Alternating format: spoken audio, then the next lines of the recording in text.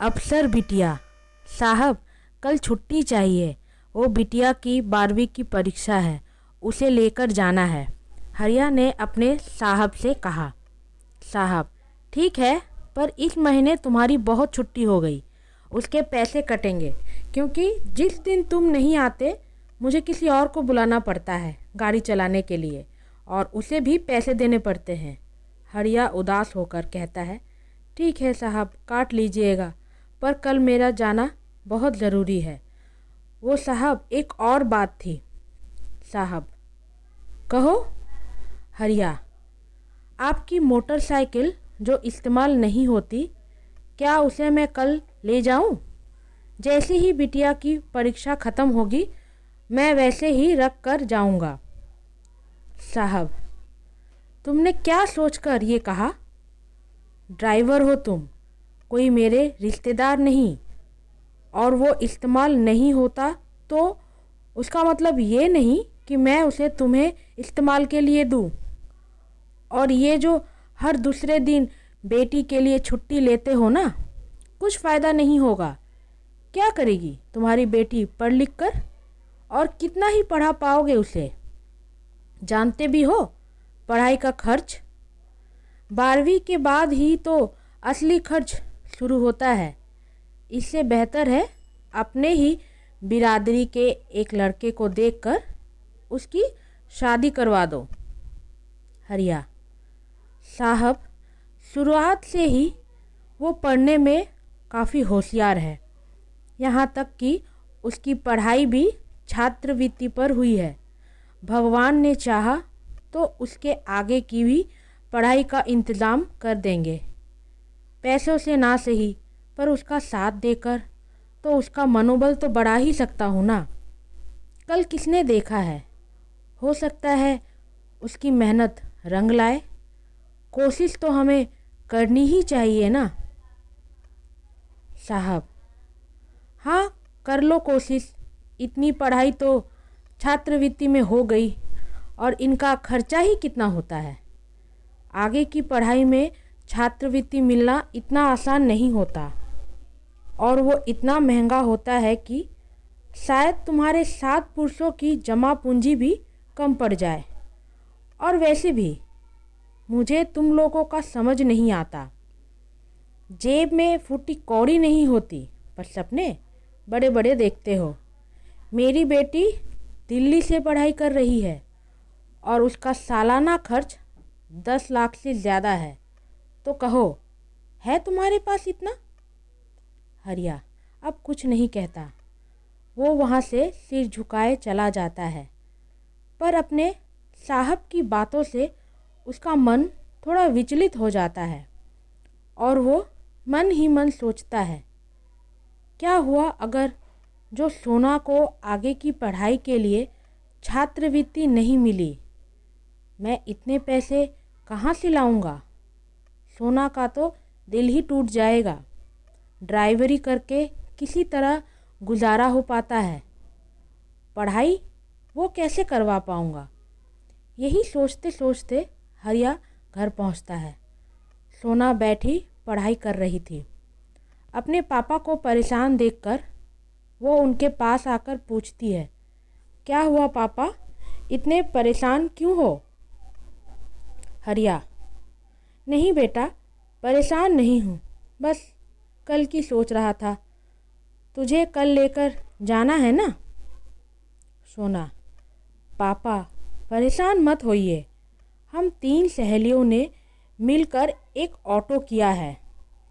इससे ऑटो का भाड़ा हम तीनों बांट लेंगे, तो ज़्यादा पैसे भी खर्च नहीं होंगे।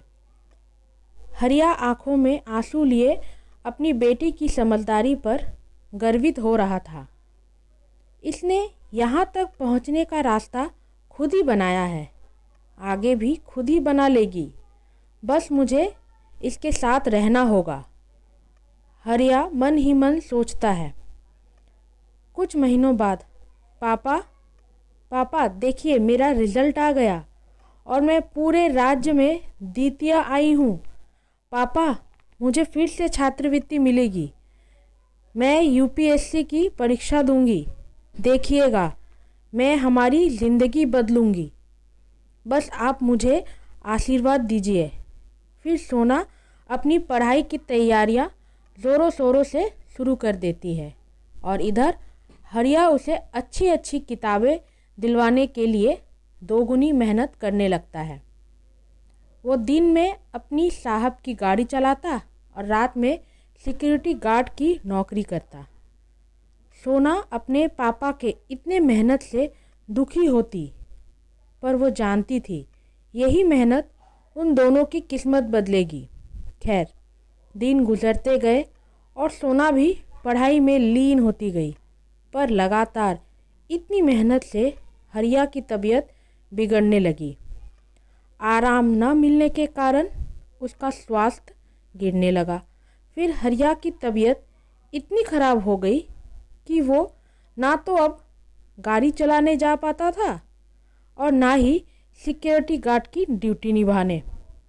सोना ने इस दौरान अपनी पढ़ाई छोड़कर घर घर जाकर ट्यूशन पढ़ाना चालू कर दिया ताकि घर को वो चला सके और अपने पापा का इलाज करवा सके। हरिया लेटे लेटे अपनी बेटी को अपने लक्ष्य से भटकता देखता और उसके दिल में एक टीस सी उठती रहती। उसे अपने साहब की बातें याद आ जाती है और वो सोचता है, क्या सच में हम गरीबों को कोई ख्वाब पूरा करने का कोई हक नहीं होता? पर वो इतना लाचार था अपने तन से कि बस वो रोने के अलावा और कुछ भी नहीं कर पा रहा था। एक दिन सोना अपने पापा को दवाई दे रही थी, तभी हरिया उससे कहता है, माफ़ कर देना बेटा, तेरी मेहनत और सपनों के बीच तेरे पापा आ गए। ना तो तू अब पढ़ पा रही है और ना ही मैं तेरा साथ दे पा रहा हूँ। सोना, पापा आप ज़रा भी चिंता मत कीजिए। अब तक मैंने आपके लाए हुए किताबों से काफ़ी पढ़ लिया है और कुछ ही दिनों बाद मेरी परीक्षा भी है। ये सिर्फ मेरी पढ़ाई की नहीं, आपके मेहनत और हमारे धैर्य की भी परीक्षा है। हरिया आंखों में आंसू लिए अपनी बेटी को आशीर्वाद देता है और सो जाता है। कुछ दिनों बाद सोना की परीक्षा का रिजल्ट भी आ जाता है और वो अपनी परीक्षा पास कर जाती है। उसका नाम अखबार में भी आता है। सोना दौड़ती हुई पापा को ये खबर सुनाने आती है तो देखती है वहाँ पहले से हरिया के वो साहब जिसके वहाँ वो ड्राइवरी करता था वो बैठे हैं। शायद अखबार की खबर उन तक भी पहुँच गई थी। हरिया, आओ बेटी, इनके पैर छुओ। इनकी वजह से ही हमारे घर पर कभी चूल्हा जलता था। और सोना साहब के पैर छूती है तो साहब लज्जित अपने नज़रों को झुकाकर कहते हैं, बेटा बहुत तरक्की करो। हरिया ने तो खामखा इतनी इज्जत दे दी मुझे, जबकि मैं इसके काबिल नहीं हूँ। हरिया, आज तुमने और तुम्हारी बेटी ने ये साबित कर दिया, अगर लगन और मेहनत हो तो उसके आगे रुपए बहुत छोटी चीज़ है। एक तरफ मेरी बेटी है जिसको इतना खर्च करके पढ़ने भेजा, पर वो नशा करने के अलावा कुछ ना सीख पाई, और एक तरफ तुम हो जिसके पास कुछ भी ना होते हुए भी आज इस शहर की चर्चा का विषय बनी हुई हो। इसने सिर्फ तुम्हारा ही नहीं हरिया, बल्कि इस देश का, शहर का भी नाम रोशन किया है। इसलिए मैं आज एक तोहफा लाया हूँ। ये कहकर वो एक स्कूटी की चाबी सोना को देता है और कहता है, बेटा उस दिन तो तुम्हारे पापा को मैंने गाड़ी की चाबी देने से मना कर दिया था, पर आज मैं चाहता हूँ तुम इसको लेकर आत्मनिर्भर बनो, अपनी ज़िंदगी में आगे बढ़ते रहो। हरिया, पर साहब ये हम कैसे ले सकते हैं? साहब, चिंता मत करो, ये तुम्हारे पैसे ही हैं जो इतने सालों से मैंने तुम्हारे तनख्वाह से काट कर रखे थे।